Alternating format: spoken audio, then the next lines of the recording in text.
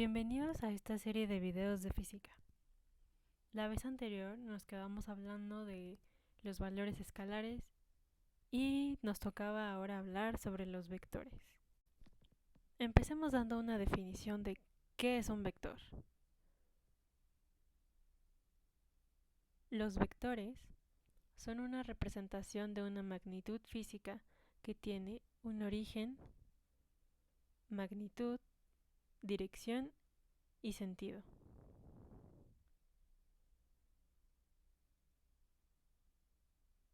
Se representan con una letra mayúscula A o con una flecha encima. A flechita, en este caso, por ejemplo.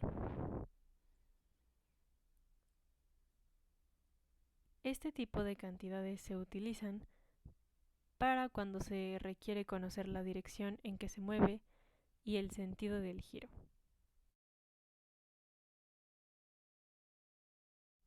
Aquí tenemos un ejemplo. Si decimos que un auto está situado a 20 metros del centro de una ciudad y queremos conocer dónde se encuentra después de un determinado tiempo, la información es incompleta, ya que el auto pudo haber tomado infinidad de direcciones. Para saber su localización exacta, debemos conocer la magnitud del desplazamiento, en este caso 20 metros, la dirección del desplazamiento, por ejemplo, en la línea recta formando un ángulo de 60 grados respecto a la horizontal. También necesitamos saber el sentido del desplazamiento, por ejemplo hacia el sur o hacia el este. Y bueno, aquí tenemos nuestro carro. Y este carro, pues como vemos, tiene una dirección, un sentido y una magnitud representados con nuestro vector. Los vectores se pueden representar gráficamente como una flecha a una escala determinada.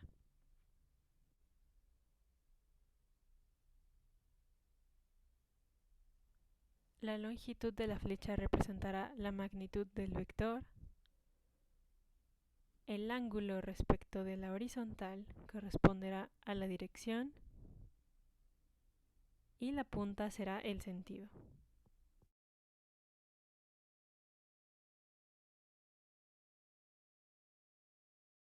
Debemos destacar que se utiliza como sistema de referencia el plano cartesiano. El plano cartesiano está dividido en 4 partes llamadas cuadrantes.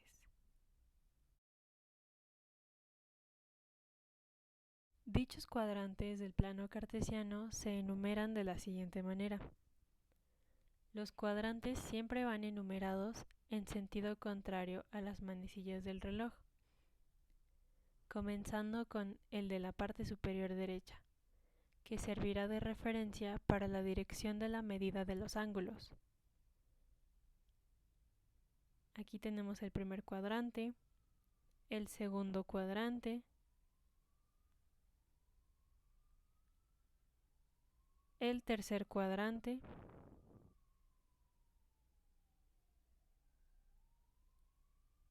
y finalmente el cuarto cuadrante.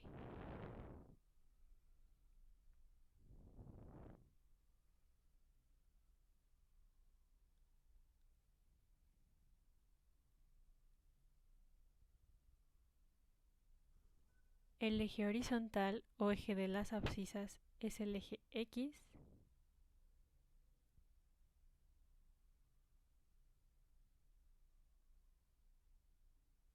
Y el eje vertical o eje de las ordenadas es el eje Y.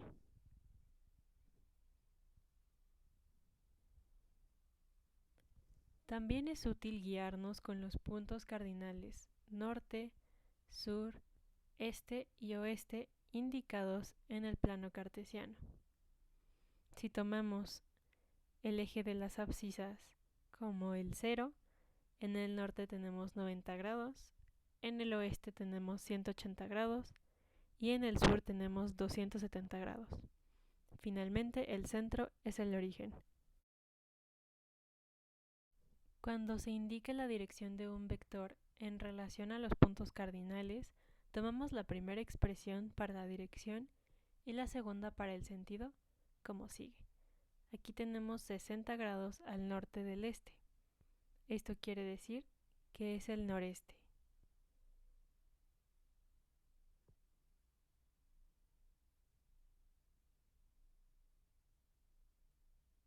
En un segundo ejemplo tenemos 75 grados al norte del oeste, esto quiere decir que es el noroeste.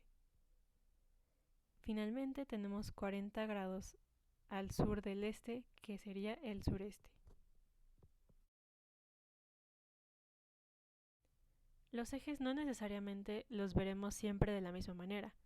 Pueden estar también orientados en otras direcciones, pero conservando siempre el principio de la perpendicularidad entre ellos, es decir, formar siempre un ángulo de 90 grados. Aquí tenemos la clasificación de los sistemas vectoriales. Empecemos con el absoluto. En este, todas las líneas de acción que lo forman se encuentran en el mismo plano.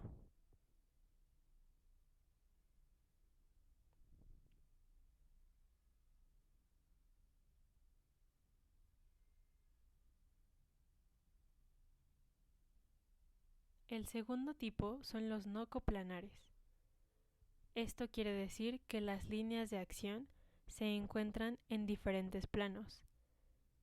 Está en 3 planos X, Y y Z.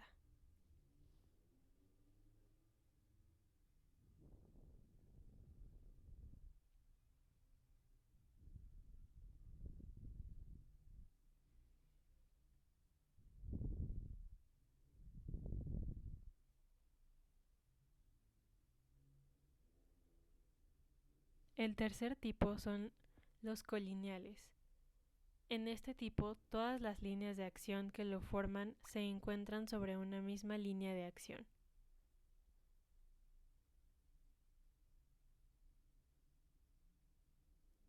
Finalmente, el último tipo son los concurrentes, en el cual todas las líneas de acción que lo forman concurren en un mismo punto.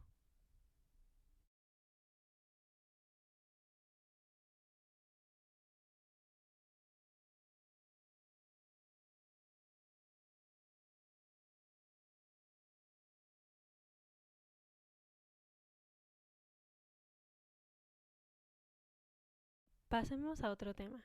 Hablemos de los métodos gráficos de solución para suma de vectores. El primero es el método del triángulo. En este, los vectores se trasladan sin cambiar sus propiedades, de tal forma que la punta de la flecha de uno se conecte con el origen del otro. El vector resultante se representa por la flecha que une la punta libre con el origen libre y entonces se forma un triángulo que se representa con la letra R. En nuestro primer ejemplo, empezamos primero utilizando los vectores originales A y B.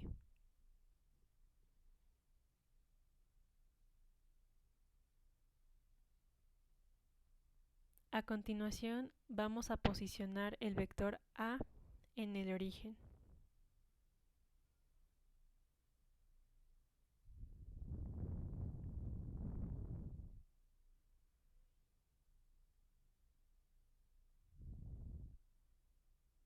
Después, se traza el vector B a partir de la punta de la flecha del vector A.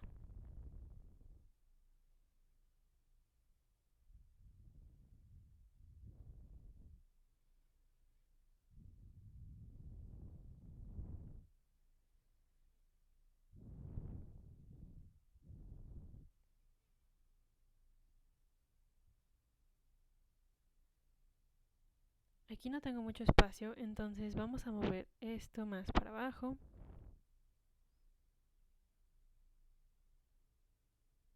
Y ahora sí, se mide la distancia. Bueno, primero se une el origen con la punta de la flecha del vector B para formar el resultante.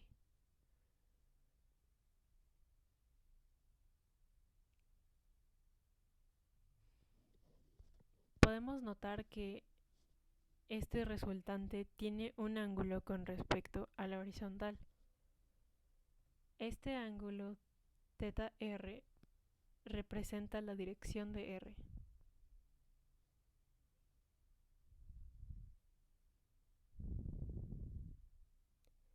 Finalmente, se mide la distancia entre el origen y la punta de la flecha de B, y esa es la medida del desplazamiento del vector resultante. O sea, esto. y la distancia recorrida se obtiene sumando los dos vectores, A y B. Nuestro primer ejercicio dice: una persona camina 60 metros al norte y luego 30 metros al oeste.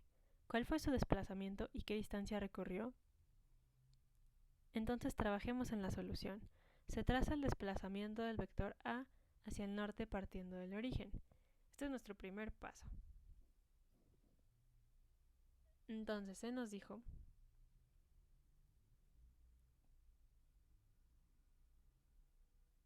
que primero se movió 60 metros hacia el norte. Aquí está nuestro vector, que son 60 metros hacia el norte.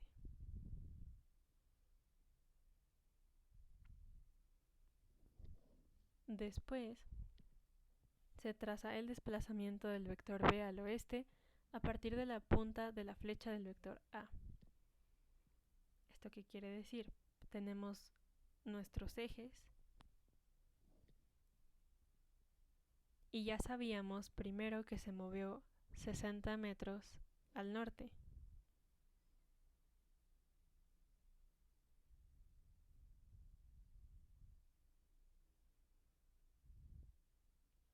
Después se nos dijo que se movió 30 metros al oeste. Este lo vamos a empezar donde terminó nuestro vector anterior.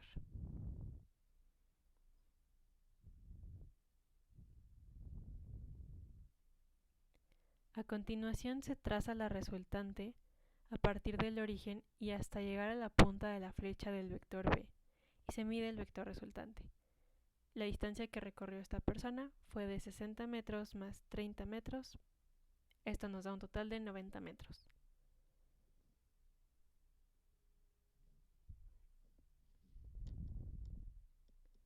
Y bueno, hagamos el dibujo para verlo gráficamente. Nuevamente tenemos nuestros ejes X y Y.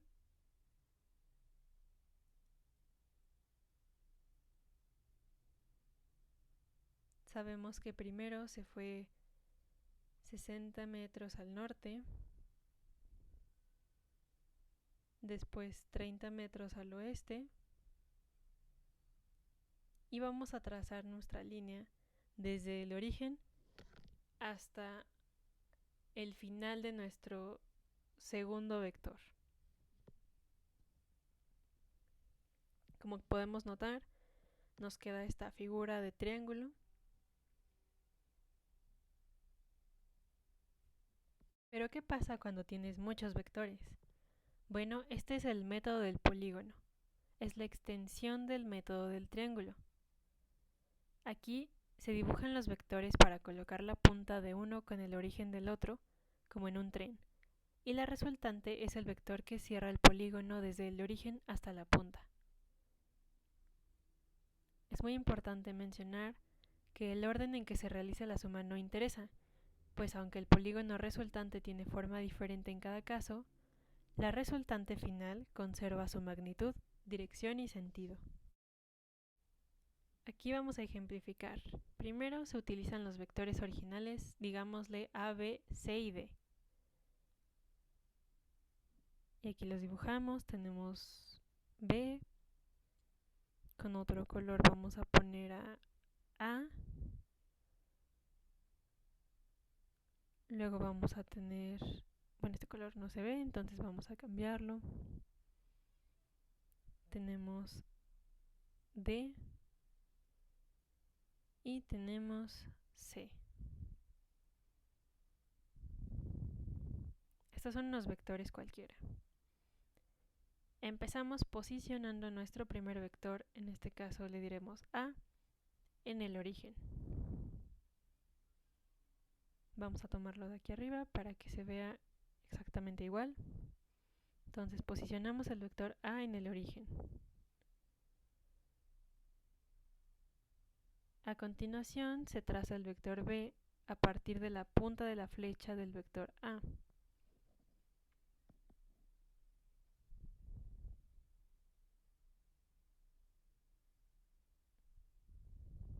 Aquí no se copió bien, entonces nos lo traemos de arriba. Ahí ya tenemos el vector A, traemos el vector B, lo posicionamos donde terminó A. Después se traza el vector C a partir de la punta de la flecha del vector B.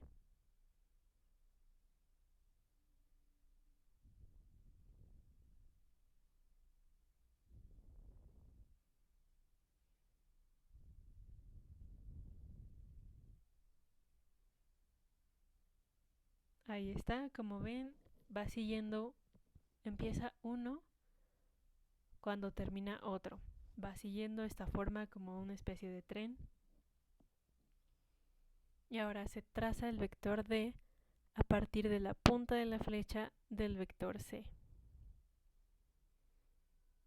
Esto lo haríamos sin importar la cantidad de vectores. Sería lo mismo.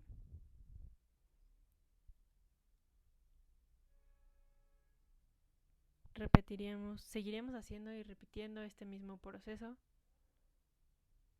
con todos los vectores que tuviéramos. Finalmente se traza el vector resultante R a partir de la punta de la flecha del vector D.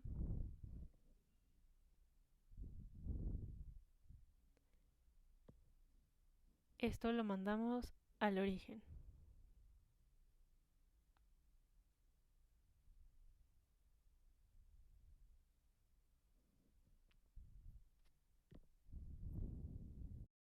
Hagamos un ejercicio. Esto dice, una persona sale a correr desde su casa. Primero 350 metros al norte, luego 200 metros al este, 150 metros al sureste y por último 100 metros al sur. ¿Cuál fue la distancia total recorrida y cuál fue su desplazamiento? Bueno, vamos a resolverlo. Primero se traza el vector a partir del origen. ¿Esto qué quiere decir? Vamos a tener nuestros ejes y vamos a trazar la primera parte de su recorrido, que nos dicen que fue 350 metros hacia el norte.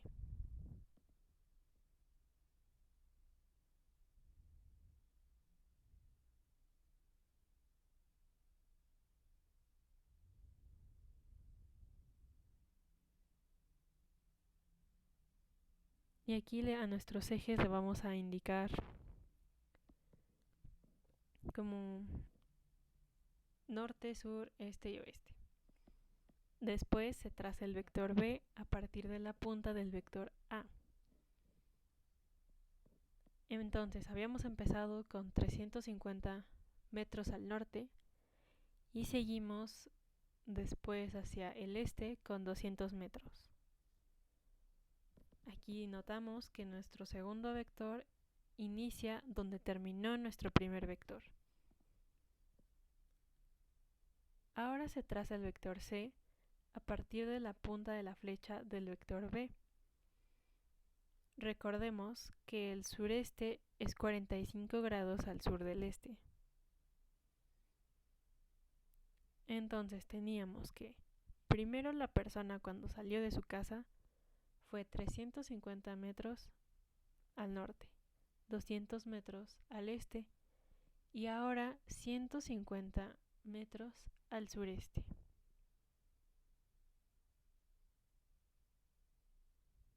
Nuevamente nuestro vector C está empezando donde terminó nuestro vector B.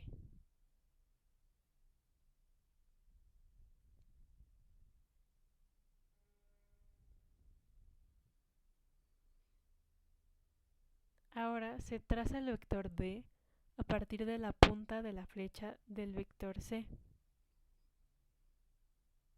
Entonces ponemos nuestros ejes, indicamos nuestras coordenadas y ahora otra vez seguimos el recorrido, 350 metros al norte, 200 metros al este, 150 metros al sureste y por último 100 metros hacia el sur. Y este es nuestro vector D.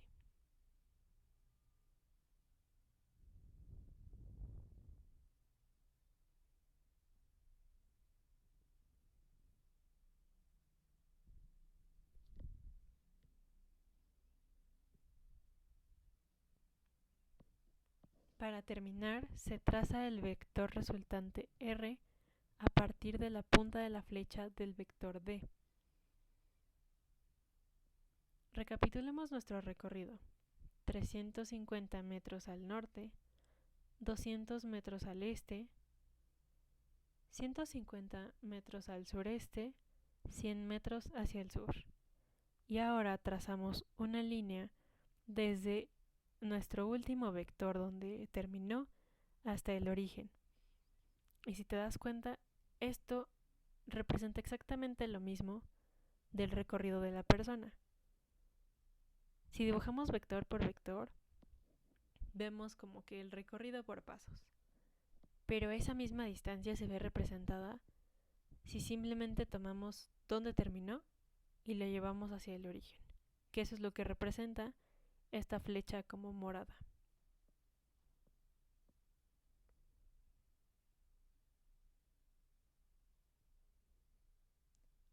El vector resultante es el desplazamiento total y en este caso tiene un valor de 333 metros. O sea, no importa que la persona se haya movido tanto, finalmente esto es lo que se desplazó. Y la distancia que recorre esta persona al caminar es de la suma de todos los metros que recorrió, que son 900 metros. Esa es la distancia total del recorrido. El otro procedimiento para hacer la suma de vectores es por el método de los componentes. Y es el siguiente. Primero, se determina el componente horizontal y vertical de cada vector. Después, se suman las componentes horizontales para obtener un vector en la dirección horizontal, que llamaremos sigma x. Es importante mencionar que cada componente horizontal se multiplica por el coseno del ángulo. Esto es, y aquí tenemos pues una manera de representar nuestra ecuación. Sigma x es igual a cada uno de nuestros componentes horizontales multiplicado por el coseno del ángulo de ese componente. Hay que tomar en cuenta que si el vector está del lado derecho, se toma positivo, y si está del lado izquierdo, se toma como negativo. A continuación, se suman los componentes verticales para obtener un vector en la dirección vertical, denotado por sigma y. Es importante mencionar que cada componente vertical se multiplica por el seno del ángulo. Y aquí tenemos una ecuación que representa sigma y es igual a nuestro componente vertical por el seno de ese componente. Hay que tomar en cuenta que si el vector está del lado superior se toma positivo y si está del lado inferior se toma como negativo. Para encontrar analíticamente la magnitud de la resultante se utiliza el teorema de Pitágoras y nos queda como esta fórmula. Es decir, R, que es nuestra resultante, es igual a sigma x al cuadrado más sigma y al cuadrado y tomamos la raíz. Es un simple teorema de Pitágoras. Finalmente, el ángulo se determina por θ igual a la tangente de sigma y entre sigma x y se forma con respecto al eje x.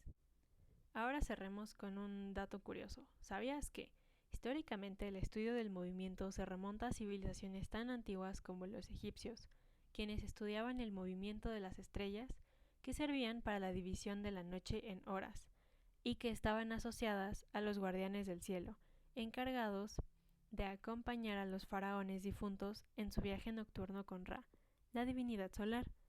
De hecho, la representación más antigua de un cielo estrellado se encontró pintada sobre la tabla inferior de un sarcófago de Asiut que data del primer periodo de Egipto.